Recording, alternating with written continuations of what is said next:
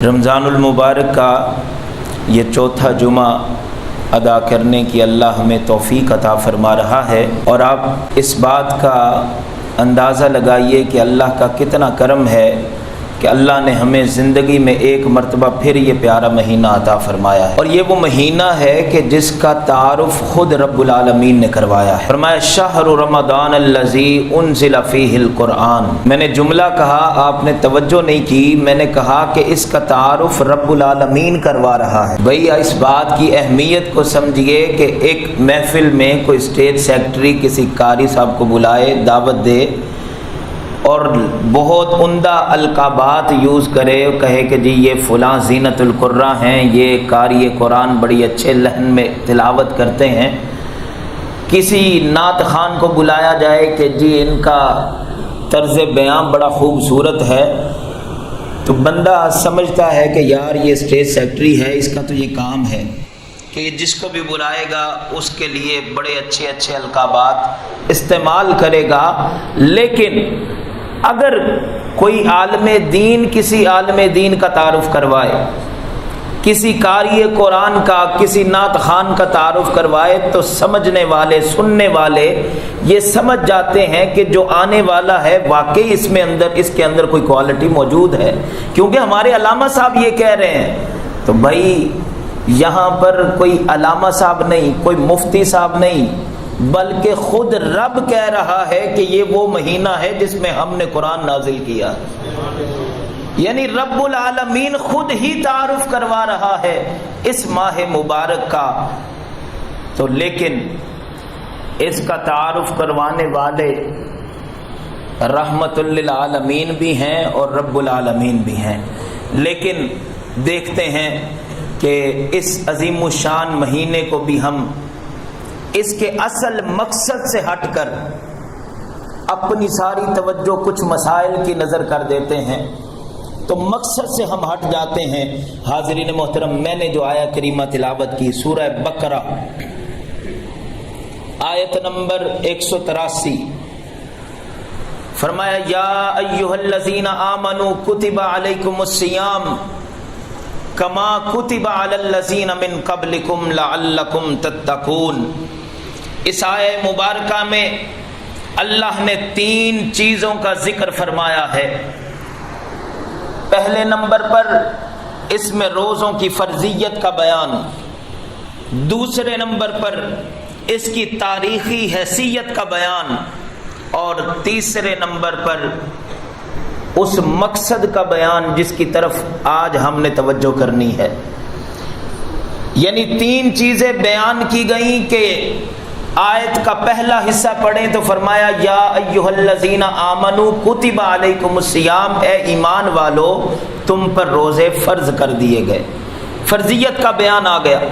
کما کتب علی الذین من قبلکم، یہاں پر اس کی تاریخی حیثیت بیان کی جا رہی ہے کہ جب سے انسان ہے اس وقت سے رمضان ہے۔ فرمایا اسی طرح فرض کیے جس طرح تم سے پہلے لوگوں پر فرض کیے۔ تو اس بات سے اس کی تاریخی حیثیت واضح ہو گئی۔ اور فرض کیوں کیے؟ فرمایا لعلکم تتقون، تاکہ تم صاحبان تقوی بن جاؤ۔ یہ مقصدیت کا بیان ہے۔ اس بات کی اہمیت کو بھی سمجھیے کہ یہاں پر خطاب کن سے کیا جا رہا ہے۔ فرمایا یا ایھا الذین آمنوا، ایمان والوں سے خطاب۔ دنیا میں بہت سے مذاہب موجود ہیں، یہود و نصارہ بھی موجود، بدھ مت بھی موجود، ملحد بھی موجود، سورج کی پوجا کرنے والے بھی موجود، طرح طرح کے خداؤں کو ماننے والے بھی موجود، لیکن سب کو خطاب نہیں کیا جا رہا۔ فرمایا جا رہا ہے یا ایھا الذین آمنو، اے ایمان والو، اے میرے نبی کے غلاموں۔ اس جملے کی اہمیت کو بھی سمجھیے کہ ہمیں خطاب کیا جا رہا ہے، اور یاد رکھیے قرآن میں جہاں بھی ایمان والوں کو خطاب کیا جائے اور پھر آگے کوئی حکم دیا جائے کہ یہ کام کر لو، تو اس کا مطلب یہ ہوتا ہے کہ رب یہ چاہتا ہے کہ اے میرے نبی کے غلاموں، اے میرے بندو، میں یہ چاہتا ہوں کہ تمہیں اسی دنیا میں عزتوں سے نواز دیا جائے۔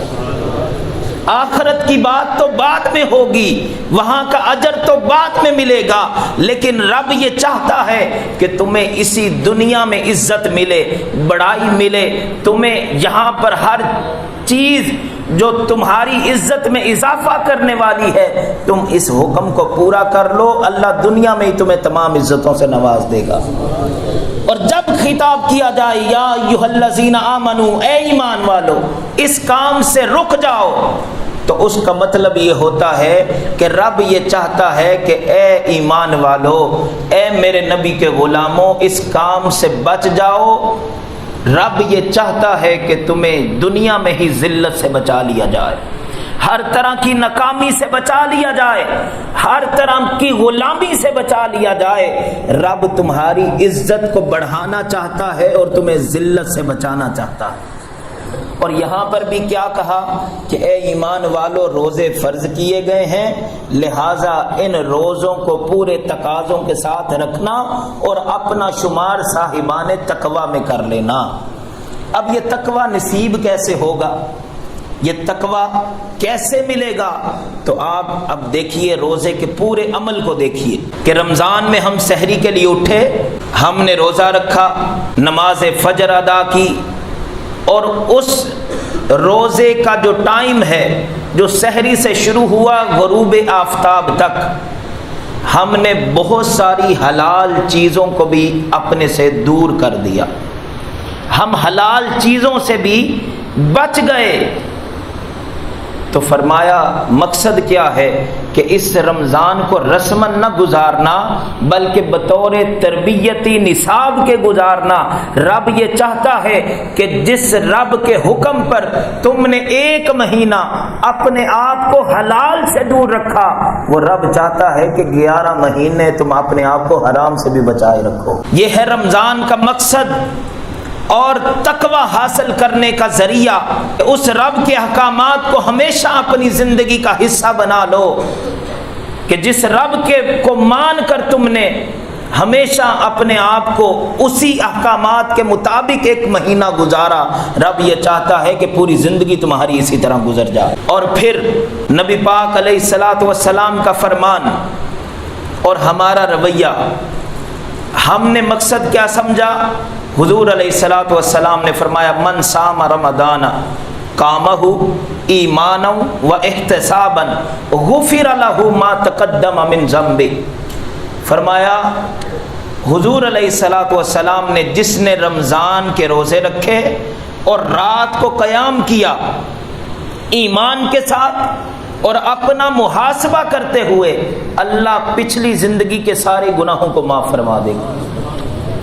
لیکن یہ مقصد نہیں ہے، یاد رکھیے، رمضان میں روزے رکھے، نمازیں پڑھی، گناہ معاف ہو گئے، یہ مقصد نہیں ہے۔ یہ رمضان کا اعجاز ہے کہ جو اس عمل سے گزرے گا خود بخود اس کے گناہ معاف کر دیے جائیں گے۔ مقصد کیا ہے؟ اور ویسے بھی اگر ہم یہ سمجھیں کہ بھائی 11 مہینے اپنی مرضی سے گزاریں گے، رمضان کے روزے رکھیں گے، اللہ سارے گناہ معاف کر دے گا، تو ہم نے تو رب کی رحمت کو بھی محدود کر دیا۔ یعنی کہ رب کیا ویسے ہماری بخشش کرنے پر قادر نہیں ہے؟ معاذ اللہ، وہ تو ہر وقت اپنے بندوں کو بخشنا چاہتا ہے۔ اس کی رحمت کی تو نہ کوئی حد ہے نہ کوئی مثال کہ اس کو بیان کیا جائے۔ وہ تو ہر وقت اس کی رحمتیں متوجہ رہتی ہیں بندوں کی طرف، وہ تو بخشنا چاہتا ہے۔ ارے وہ تو اس بندے کو بھی بخش دیتا ہے، بنی اسرائیل کا وہ شخص جس نے ساری زندگی نافرمانی کی، جو ساری زندگی مخلوق کو تنگ کرتا رہا، حتیٰ کہ موسیٰ علیہ السلام کی بھی نقلیں اتارا کرتا تھا، تو لوگوں نے کیا کیا؟ اس کو بستی سے باہر نکال دیا۔ اب ایک وقت وہ بھی آیا کہ اس پر زندگی کے آثار ختم ہونے لگے، اس نے دائیں دیکھا بائیں دیکھا، اسے کوئی نظر نہ آیا، تو اس نے آخری لمحے پھر رب کی طرف متوجہ ہوا، عرض کرنے لگا باری تعالیٰ ساری زندگی تیری نافرمانی کی، ساری زندگی تیرے مخلوق کو تنگ کیا، لیکن تیرے سوا میرا اور کوئی سہارا نہیں ہے، مجھے معاف کر دے۔ وہ دنیا سے چلا گیا، رب نے موسیٰ علیہ السلام کو کہا کہ فلاں جنگل میں جا، یا وہاں میرا دوست مر گیا ہے، جا کے اس کے کفن دفن کا اہتمام کر۔ موسیٰ علیہ السلام چلے گئے ساتھیوں کو لے کر، دیکھا کہ یہ تو وہی شخص ہے جس کو بستی سے نکالا تھا۔ مولا تو بے نیاز ہے، تیری رحمتوں کے راز کوئی جان نہیں سکتا، تیری مغفرتیں بے حساب ہیں، لیکن بتا تو صحیح، بندے سوال کرتے ہیں یہ تو وہی شخص ہے، اس کی بخشش کیسے ہو گئی، اس کے لیے آپ کو کیوں بھیجا گیا؟ رب نے فرمایا موسیٰ، جب یہ تیری نقلیں اتارتا تھا نا تو مجھے یہ اچھا بڑا لگتا تھا، کرتا تو تنگ تھا لیکن یہ عمل مجھے بڑا اس کا اچھا لگتا تھا، وہ تیری نقل اتارتا تھا تو مجھے یہ ادا پسند تھی۔ بس جب اس نے دائیں دیکھا بائیں دیکھا، اسے کوئی سہارا نظر نہیں آیا، پھر اس نے مجھے پکارا تھا، اور جب مجھے پکارا تھا تو میری رحمت تو بڑی وسیع ہے، رحمتی وسعت کل شیء، ہر ایک کے گناہوں کا احاطہ کیا جا سکتا ہے، لیکن رب کی رحمت کا احاطہ نہیں کیا جا سکتا، اس کی رحمت ہر چیز کو ڈھانپ لیتی ہے۔ فرمایا میری رحمت کو حیا آیا کہ میرا بندہ مجھے پکارے اور پھر میں اس کی معافی نہ کروں، اس کو معاف نہ کروں، لہٰذا میں نے اس کی بخشش کا اعلان کر دیا۔ حاضرین محترم، وہ رب جو موسیٰ علیہ السلام کی نقلیں اتارنے والے کو بخش دے، تو جو امام الانبیاء حضرت محمد مصطفیٰ صلی اللہ علیہ وآلہ وسلم کی نقلیں اتارے، ان کی طرح اپنا وضاقتہ بنا لے، ان کے نقش قدم پر چلے، تو تھوڑا سا کبھی گناہ میں مبتلا بھی ہو جائے گا تو رب بڑا ہی معاف کرنے والا ہے۔ فرمایا امام الانبیاء صلی اللہ علیہ وآلہ وسلم نے التائب من الذنب کمن لا ذنب لہ، فرمایا توبہ کرنے والا ایسا ہے کہ جیسے اس نے کوئی گناہ کیا ہی نہیں ہے۔ اس کی رحمت بڑی وسیع ہے۔ وہ چاہتا کیا ہے؟ وہ چاہتا ہے کہ میرے بندو، جو صفات میں نے تمہارے اندر رکھی ہے نا بندہ مومن کی، ان صفتوں کو تم اپنے اوپر لاگو کر لو۔ وہ صفات کیا ہیں؟ رب کا قرآن کہتا ہے والذین یبیتون لربہم سجدا وقیاما، رب کے بندوں کی نشانی یہ ہے کہ وہ ان کی راتیں قیام میں اور سجود میں گزر جاتی ہیں۔ والذین یذکرون اللہ قیاما وقعودا وعلی جنوبہم، وہ ہر وقت اللہ کو یاد کرتے رہتے ہیں، وہ رات سوتے بیٹھتے اٹھتے جاگتے، حتیٰ کہ جب کروٹ لیتے ہیں پھر بھی رب کو یاد کرتے رہتے ہیں۔ یہ رب کے بندوں کی نشانیاں ہیں۔ وہ چاہتا ہے کہ جس طرح رات تم نے میرے احکامات کے مطابق گزاری، وہ چاہتا یہ ہے کہ دن بھی میرے حکم کو پورا کرتے ہوئے گزار دو، اس دین کی سر بلندی کے لیے گزار دو۔ وہ چاہتا یہ ہے کہ تم ایک با مقصد زندگی گزار کر جاؤ، بے مقصد زندگی نہ گزارو۔ صاحبان تقوی کی کوئی اچھی خوبصورت مثال دیکھنا چاہتے ہیں تو وہ اس سے بڑھ کر اور کوئی نہیں ہو سکتی کہ وہ صحابہ جنہوں نے امام الانبیاء صلی اللہ علیہ وآلہ وسلم کی صحبت کو اختیار کیا، اور وہ صحابہ جنہوں نے آپ سے فیض لیا، وہ اسی رمضان میں پہلا معرکہ حق و باطل دیکھ لیں، وہ غزوہ بدر دیکھ لیں، 17 رمضان المبارک کو دیکھ لیں، 2 ہجری کو دیکھیں کہ چند کھجوریں کھا کے نکلے تھے۔ انہوں نے وہ تقوی کے اس معیار پر اپنے آپ کو رکھتے تھے کہ جب اللہ کا حکم آ جاتا، جب رسول اللہ صلی اللہ علیہ وآلہ وسلم سے کوئی حکم مل جاتا، پھر وہ یہ پرواہ نہیں کرتے تھے کہ ہمارے پاس وسائل ہیں کہ نہیں ہیں، ہم لڑنے کے قابل ہیں کہ نہیں ہیں۔ وہ راتیں ان کی مسجدوں میں مسلوں پہ گزرتی تھیں، اور دن ان کا میدان عمل میں اس دین کی سربلندی کے لیے گزرتا تھا۔ یہ وہ لوگ تھے جو صاحبان تقوی تھے۔ حاضرین محترم، اور پھر میں نے کہا کہ اس رمضان کو تربیتی نصاب کے طور پر گزاریں، رسماً نہ گزاریں۔ ہم دیکھتے ہیں کہ جب رمضان آتا ہے تو مسجدیں بھر جاتی ہیں، نمازیوں کی کثرت ہوتی ہے، لیکن غیر رمضان میں آپ ہی نظر نہیں آتے۔ آپ نظر آتے ہیں رمضان میں، لیکن غیر رمضان میں آپ نظر نہیں آتے۔ وجہ کیا ہے؟ کہ ہم نے ہر چیز کو ایک عادتاً گزار دیا، تربیت کے طور پر نہ لیا۔ بندے کا شکوہ کیا ہوتا ہے؟ فجر میں نہیں اٹھتا، کہتا جی مجھے اٹھا نہیں جاتا، میری آنکھ نہیں کھلتی، تو وہ اللہ نے ہمیں یہ رمضان دیا 30 دن جو کہتا تھا کہ مجھے فجر میں نہیں اٹھا جاتا، اللہ فرماتا ہے کہ 30 دن ہم تمہیں تہجد میں اٹھانے کا اہتمام کر دیتے ہیں۔ تہجد میں اٹھو، سحری کرو، نماز پڑھو، اور یہ انسان کی فطرت ہے۔ بڑی توجہ سے بات سنیے کہ آپ 5-6 دن کوئی کام کر لیں، 7ویں دن پھر آپ خود بخود اس کام کے لیے تیار ہو جاتے ہیں۔ مثال کے طور پر آپ نے اٹھنا ہے فجر کے لیے تو آپ الارم لگاتے ہیں، ایک دن الارم بجا، خوش نصیب ہیں جو نماز فجر کے لیے الارم لگاتے ہیں، لیکن اکثر ہمارے دوست جو ہیں بچوں کو سکول چھوڑنے کے لیے الارم لگاتے ہیں۔ تو ہمیں بدلنا ہے اس رمضان میں، فجر کے لیے آپ نے الارم لگایا، اٹھے،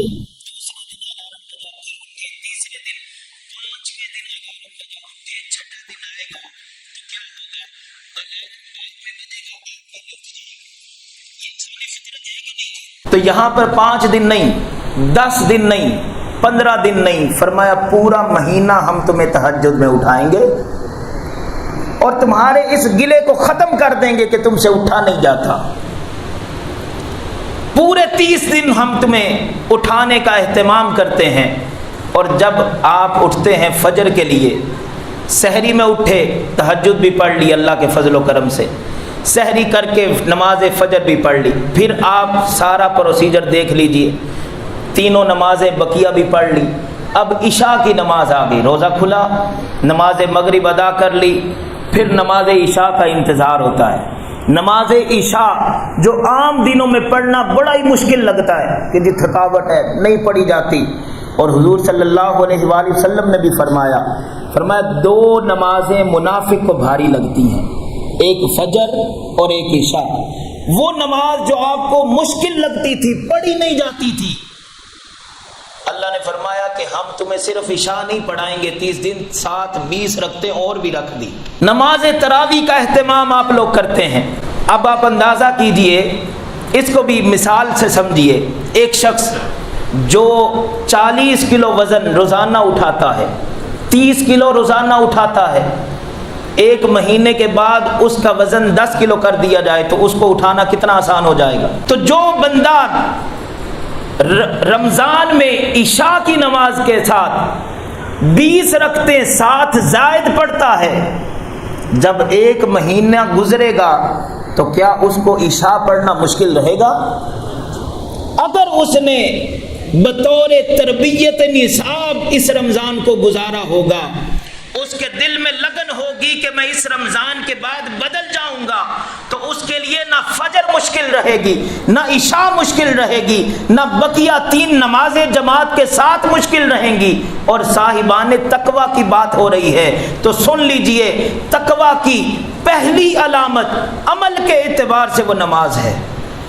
سورہ بقرہ کی تلاوت کیجئے، الف لام میم، ذالک الکتاب لا ریب فیہ ھدی للمتقین، فرمایا یہ وہ کتاب ہے جس میں شک کوئی نہیں، اور متقین لوگوں کے لیے ہدایت ہے۔ کیا ہے نشانی متقین لوگوں کی؟ فرمایا الذین یؤمنون بالغیب، یہ عقیدہ عمل نہیں، وہ غیب پر ایمان رکھتے ہیں، اور ساتھ کیا فرمایا وَيُقِيمُونَ الصَّلَاةَ، پہلا عمل جو بتایا گیا صاحبان تقوی کا، وہ نماز کو قائم کرنے والے ہوتے ہیں۔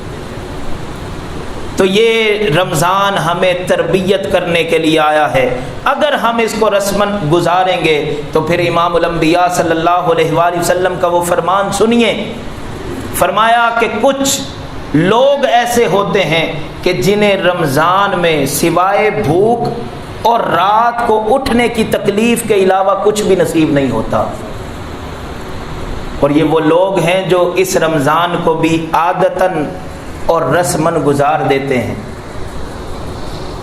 اب ہمیں اللہ نے موقع دیا ہے کہ ہم بدل جائیں۔ کچھ لوگ کہتے ہیں جی عادتیں بدلتی نہیں ہیں، بھئی کیوں نہیں بدلتی؟ یہ رمضان ہماری عادتیں بدلنے کے لیے آیا ہے۔ بھئی صبح کوئی 7 بجے ناشتہ کرتا ہے، کوئی 9 بجے کرتا ہے، کوئی 10 بجے کرتا ہے، کوئی کرتا ہی نہیں، دوپہر میں کرتا ہے، لیکن سارے ہی اٹھ گئے ہیں، سحری کے وقت سحری کر رہے ہیں۔ اور پھر مزے کی بات، عید والے دن ہی یا عید کے اگلے دن آپ کو کوئی اٹھائے اور کہے کہ 3 بجے اٹھ کے ناشتہ کر لو، تو آپ کہیں گے تیرا دماغ ٹھیک ہے، یہ ناشتے کا ٹائم ہے؟ بھئی عادتیں بدلنے کے لیے رمضان آیا ہے۔ 30 دن ہمیں یہ پریکٹس کروائی گئی، پھر صبح کوئی نماز میں اٹھ رہا ہے، عام دنوں میں، غیر رمضان میں کوئی 9 بجے اٹھ رہا ہے، کوئی 10 بجے اٹھ رہا ہے، تو یہاں پر اللہ نے فرمایا ہم نے تمہارے اٹھنے کا بھی اہتمام کیا، ہم نے تمہاری تمام معمولات کو بدل کے رکھ دیا، ہم چاہتے یہ ہیں، اور ہم نے اپنے نبی کو بھی مبعوث اسی لیے کیا تھا، وَيُزَكِّيهِمْ، اے محبوب ان کا تزکیہ کر دو صلی اللہ۔ وہ بدلنے کے لیے آئے تھے، اور یہ رمضان بھی ہماری عادتیں بدلنے کے لیے آیا ہے، لیکن اگر اب بھی ہم نہ بدلے تو پھر کہیں حسرت ہی نہ رہ جائے۔ قرآن میں جگہ جگہ کفار کا ذکر کیا گیا، فرمایا قیامت کا دن ہوگا وہ حسرت کریں گے، مولا ہمیں ایک موقع اور دے دے، ہم توبہ بھی کریں گے، ہم تیرے احکامات پر بھی چلیں گے، کہیں پھر اس دن ہماری حسرت ہی نہ رہ جائے کہ مولا ایک زندگی اور دے دے، ہم تیرا کوئی بھی حکم نہیں ٹالیں گے۔ آج موقع ہے لوگوں، بدل جاؤ، آج بدلنا ہے۔ اور کسی نے اپنے اشعار میں اس کی ترجمانی بھی کر دی کہ ہے تجھ کو بدلنا تو اب وقت بدل جا، ہے تجھ کو بدلنا تو اب وقت بدل جا، اے بحر عمیق اپنے کناروں سے اچھل جا، غافل تجھے پا کر لے آئے ہیں پھر جال، تو باز ہے بلبل نہیں بستان سے نکل جا، باطل سے نہ ڈر جنگ کے میدان میں اتر جا، رکھ حق پہ نظر ماہ سریا سے گزر جا، کی حسین ابن علی نے تجھ کو یہ وصیت، مرنا ہے تو ڈر موت سے، جینا ہے تو مر جا، تقدیر الہی کے نوشتے بھی وہی ہیں، اللہ بھی وہی، اس کے فرشتے بھی وہی ہیں، اتریں گے ملائک تیری امداد کو اب بھی، گر ذات خدا سے تیرے رشتے بھی وہی ہیں۔ اللہ کریم ہم سب کو اس رمضان میں صحیح معنوں میں اس کے احکامات کے مطابق بدلنے کی، اس رمضان کو بطور تربیت نصاب گزارنے کی توفیق عطا فرمائے۔ وما علینا الا البلاغ۔